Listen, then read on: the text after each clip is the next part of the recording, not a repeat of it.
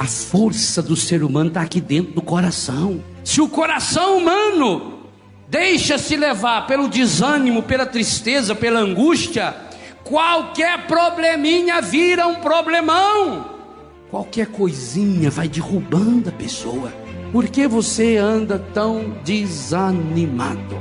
O grande segredo do homem, da mulher, de Deus, é chorar as suas mágoas que tem diante de Deus. Desânimo é falta de alma. Ora, falta de alma é falta do Espírito Santo. Vós sois a alma da igreja. Meus irmãos e minhas irmãs, nós temos aqui uma palavra de ordem muito séria. Você não pode desistir. Você tem que entrar numa luta. Não é fácil. Eu já disse quantas vezes, em quantos lugares do Brasil e do mundo, fácil é ir para o inferno. Única coisa é para ir para baixo. Qualquer monte de esterco vai. Cava um buraco lá no fundo do seu terreiro para ver, e deixa aberto lá um buraco. Vai olhar 3, 4 meses depois, tudo que não presta está lá. Os grandes homens da Bíblia tiveram momentos profundos de depressão. Não tiveram? Vou citar 3. Moisés, Números 11, verso 4 diz que o Moisés ficou completamente deprimido. Elias, 1 Reis 19, Elias queria morrer. Elias entrou em depressão profunda. Elias falou: eu quero morrer. O anjo veio lá, deu comida para ele, acabou de comer, e agora? Agora eu estou bem disposto, eu quero morrer. E a terceira pessoa que entrou em depressão profunda, Jesus. Meu Deus, por que me abandonaste? Que ele falou no alto da cruz. Ele já tinha falado no Getsemane. Aquela primeira parte do filme A Paixão de Cristo. Aquela escuridão, as trevas interiores e exteriores, o mundo, o pecado do mundo inteiro nas costas de Jesus. Pai, se possível, afaste de mim esse cálice. Por que eu citei esses 3 nomes? Segundo a Bíblia, são os 3 personagens fundamentais da fé do povo de Deus. Tanto que quando Jesus se transfigura no Tabor, quem está lá com eles? Moisés e Elias. Por que só os 2? Os únicos 2 personagens do Antigo Testamento que viram Deus.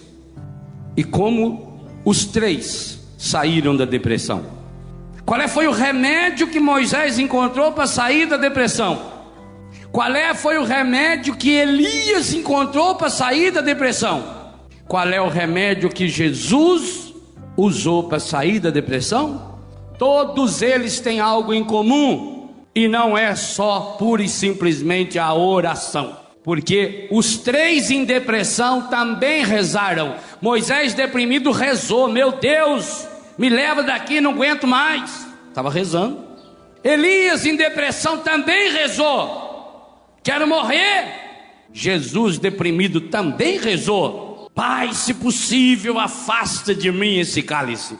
Mas nenhum dos 3 foram ouvidos, porque não adiantava Deus falar, porque o problema não estava fora deles, o problema estava dentro. Por que eu estou em cima desse palco? Que eu sou mais bonito?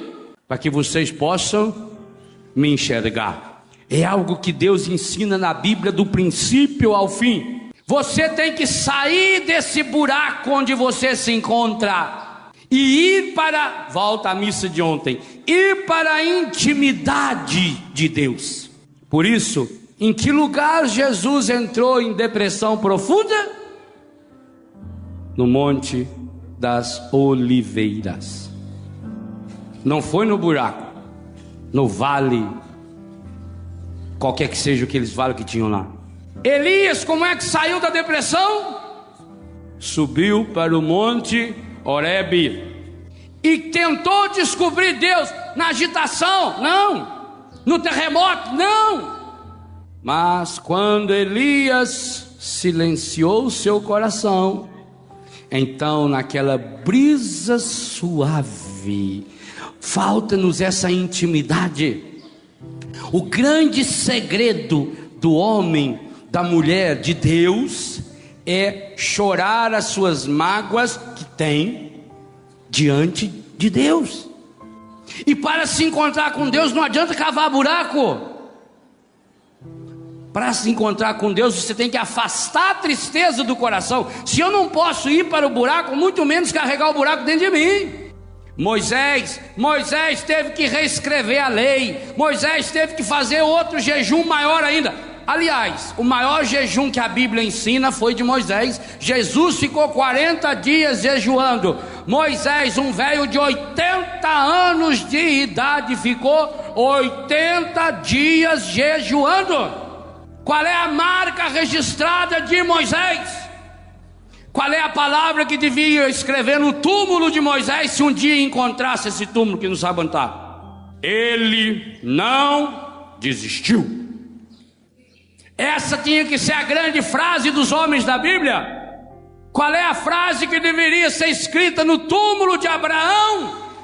Ele não desistiu.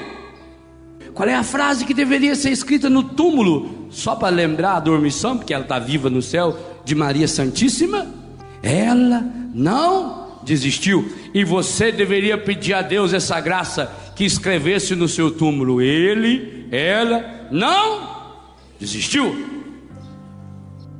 Não desista, mas não desistir em Deus, porque talvez teria que acrescentar embaixo dessa frase: ele não desistiu de pertencer a Deus. Eu não vou desistir das coisas de Deus. Para não desistir das coisas de Deus, eu preciso subir a montanha. O que significa subir a montanha, meu irmão? Do buraco a gente não vê nada. Você tem que sair. Você precisa dos olhos de alguém. Eu ontem falei muito do poeta e do profeta, que enxergam além do óbvio. Você precisa de que alguém lhe empreste os olhos. Rubem Alves conta uma história interessantíssima, real. Havia um amigo de Olavo Bilac, o grande poeta, que queria ou precisava vender um sítio. E para vender o sítio, ele pediu então a Olavo Bilac que escrevesse, Olavo conhecia o sítio dele, que escrevesse um texto pequeno, bem escrito, para botar no jornal, para fazer uma propaganda. Então Olavo Bilac escreveu como poeta: vende-se um lugar maravilhoso, um pedaço do céu.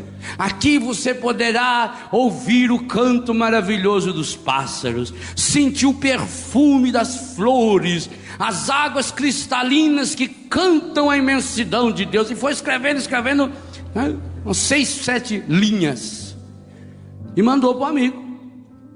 Passado um tempo se encontraram. Olavo falou: e aí, vendeu o sítio? Falou: vendi não. Mas você não recebeu o texto que eu mandei? Recebi. Ué, então? Depois que eu li aquilo do sítio, eu fiquei tão apaixonado no sítio. Eu não sabia que o sítio era tão bonito. Não vou vender um negócio desse não, é? Sabe que às vezes você precisa dos olhos dos outros para você se enxergar em Deus. Então, pelo amor de Deus, Nossa Senhora de Perpétuo Socorro, Nossa Senhora Aparecida, Nossa Senhora não sei quantas vezes admirável, Nossa Senhora que desata o nó, não pegue emprestado os olhos do encardido. Não pegue emprestado os olhos de quem não sabe enxergar. De alguns aqui, a guia é aquele artista que está na lama, que está no buraco, que tem uma vida que não vale porcaria nenhuma.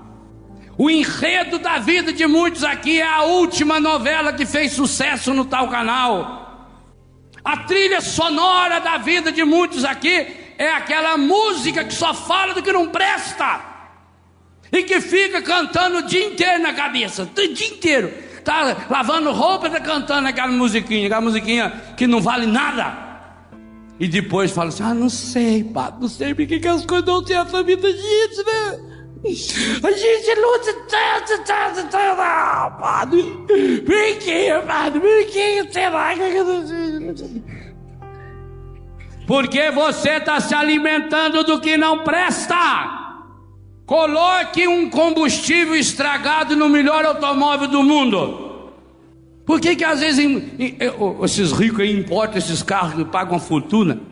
Aí chega no posto de gasolina nosso, que a metade é água, o resto é querosene, garapa, xixi, junta tudo, mistura. Além de não andar direito, em pouco tempo está intoxicado o carro. Assim acontece com você. Você é uma potência, você é um motor fabuloso, você é obra-prima da mão de Deus, mas você está com o motor estragado. Aí, meu filho, qualquer coisinha vira um peso. A pessoa faz tempestade num copo d'água, e às vezes o copo nem está cheio, uma coisinha de nada, e aí ela fica e conta para todo mundo, e reclama, e conta, e conta, e reclama, e conta, e conta, e conta, e reclama, e quanto mais reclama, está entregando a alma à tristeza, está entregando o coração para a tristeza, está olhando a vida pelo pior ângulo possível. A cabeça da pessoa, aí o que acontece? Gente, esse texto que nós lemos aqui de Eclesiastes foi escrito faz 2.500 anos. Hoje tem gente fazendo terapia do sono, sonoterapia, tomando remédio, fazendo isso, fazendo aquilo, porque não dorme, porque é isso. Aí a causa dessa agitação, dessa agonia, a pessoa está carregando dentro de si uma bomba. A bomba atômica, o princípio da bomba atômica é a concentração do átomo, e vai concentrando. Por isso que o 30 diz: concentra o teu coração no que presta. Que uma coisa concentrada, um vidro de massa de tomate, ali dentro ele tem uns 30 tomates, para caber lá dentro. Foi concentrado, foi pisoteado. Então você vai concentrando o que não presta dentro de você. E aí, meu filho, você está com a lente estragada, a lente do coração. Então tudo que você olhar, desiste. Há uma marca do primeiro ao último capítulo da Bíblia: ele não desistiu em Deus, não desistiu, por maior que fosse o obstáculo. Por que Moisés é o homem de Deus que ele é? Porque Moisés ensinou-nos a escola da não desistência. Ele depõe do trono os poderosos e eleva os humildes, mas os humildes que grudam em Deus. E Jesus deixou muito claro em Mateus 11, 28 seguintes, que humildade é uma qualidade do coração. Aprendei de mim. Aprendei de mim significa: olha o que eu estou fazendo, e põe em prática na sua vida, e põe em prática na sua história. Sabe por que muitas vezes Deus não escuta a nossa oração? Porque a nossa oração não é inspirada pelo Espírito Santo, ela é inspirada pelo encardido.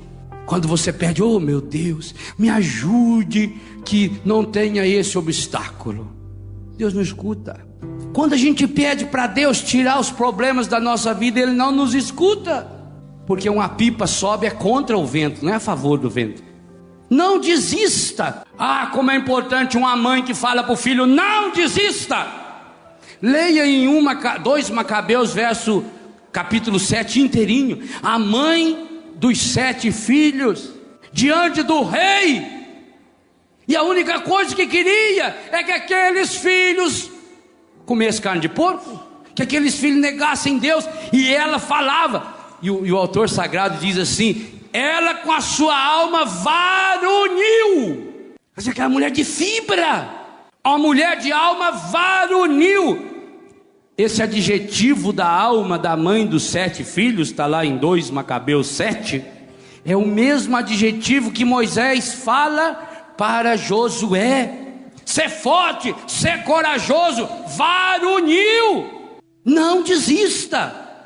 Problemas existem? Claro, mas os problemas existem para você superá-los, para você ficar mais forte. Todas as vezes que a gente passa por um momento difícil, gente, na natureza é assim: o que não mata deixa você mais forte. Não são os problemas exteriores que nos derrubam, a força do ser humano está aqui dentro do coração. Se o coração humano deixa-se levar pelo desânimo, pela tristeza, pela angústia, qualquer probleminha vira um problemão. Qualquer coisinha vai derrubando a pessoa. Por que você anda tão desanimado?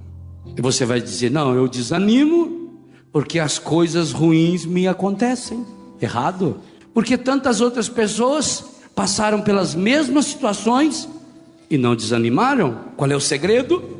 O segredo é que dentro da pessoa existe essa caixa de ressonância do milagre, que é o coração. A cura interior é a mais fundamental, a mais necessária de todas as formas de cura. Aliás, foi a única que Jesus fez antes, depois, durante a vida inteira, antes de nascer, na morte, depois que morreu. Gente, nós precisamos nos convencer da necessidade da cura interior, porque Jesus que priorizou. Eu já escutei uma vez um padre falando: não, mas o Padre Léo fala demais em cura interior. Eu falei: eu que falo demais?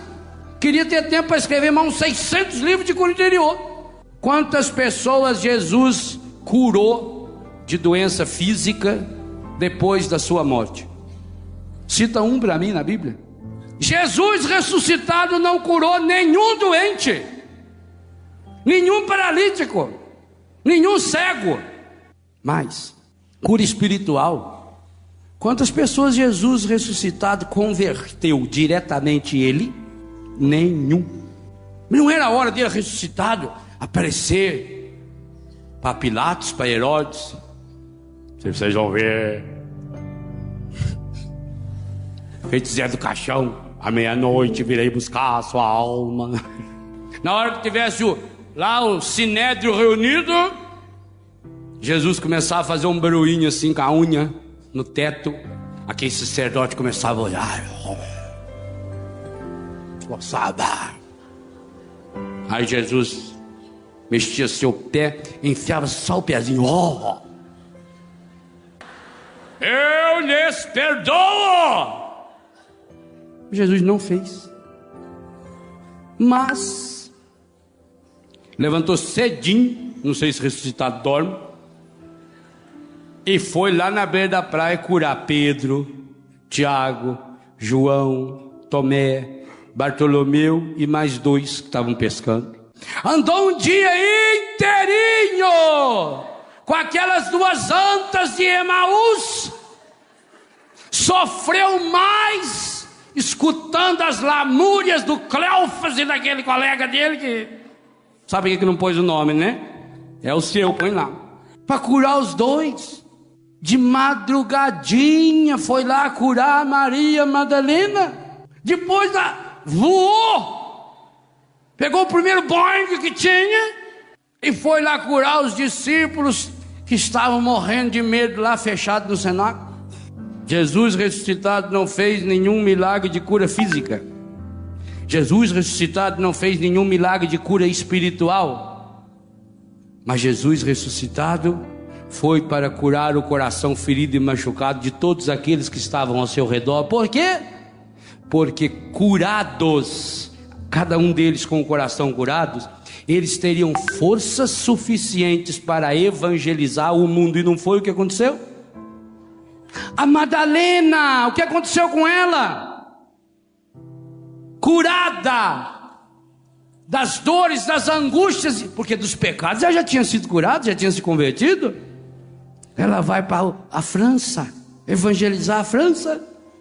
Tiago, curado, sobe e vai para a Espanha, evangelizar a Espanha. Pedro, curado, vai para Roma. João vai para Éfeso, para a Turquia. Eles louvaram a Deus que foram perseguidos, porque quando foram perseguidos eles se espalharam. Graças a Deus que foram perseguidos, porque se não tivesse sido perseguido, talvez eles ficavam de mão dada o resto da vida, assim, feito aquela mãe que tem 10 filhos e quer que os 10 filhos vivem o resto da vida embaixo da asa dela ali. Sabe aquele povo lá no interior que fazia, comprava o terreno, já falava assim: ali vai ser a casa do Júnior, ali vai ser a casa da Maristela, ali vai a Madalena, ali vai morar o Getúlio, ali o Afrânio, ali o Edson, vamos, tudo aqui assim, já em volta. Já a vila deles. Graças a Deus que teve a perseguição, porque aí se espalharam, não puderam ficar lá em Jerusalém, já foi para Roma. O que se transformou Roma? Na sede da nossa fé. A Europa, gente, a Europa é o que é graças ao cristianismo. Tanto que o patrono da Europa é São Bento. Mas por quê? Porque Paulo passou pela Espanha, Pedro foi para a Itália, Tiago foi para a Espanha, Nossa Senhora foi lá visitar Tiago, João foi para Éfeso, foi para a Turquia. Foram se espalhando. Assim nós precisamos aprender. Eu dizia isso há 20 dias atrás, num retiro que eu pregava nos Estados Unidos para os brasileiros que estão lá. Eu dizia: vocês vieram aqui com uma missão. Vocês pensam que vieram aqui para os Estados Unidos para ganhar dinheiro? Não, vocês vieram aqui para evangelizar os nossos irmãos norte-americanos. É para isso que você veio. Isso eu disse lá no Japão para os brasileiros que estão lá. Vocês vieram aqui para encher esse povo maravilhoso. O povo japonês é um povo maravilhoso, um povo de fibra, como também o povo norte-americano. Aliás, não tem gente ruim não no mundo. Se são filhos e filhas de Deus, não pode ser ruim. Vocês vieram aqui para jogar ânimo, alma, ânimo, alma, ânimo. Desânimo é falta de alma. Ora, falta de alma é falta do Espírito Santo. Vós sois a alma da igreja. Pessoa desanimada. O ânimo é o Espírito Santo, essa força, esse dínamo que entra dentro da pessoa, que faz transformar dificuldade em solução, problema em solução, queda em impulso. E aí a pessoa começa a crescer em Deus. Essa tem que ser a frase da sua vida: não desista.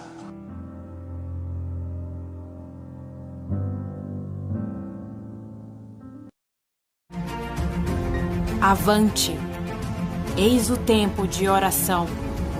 Peguemos nossos rosários. Venha conosco atender os apelos urgentes de Nossa Senhora, Rainha da Paz.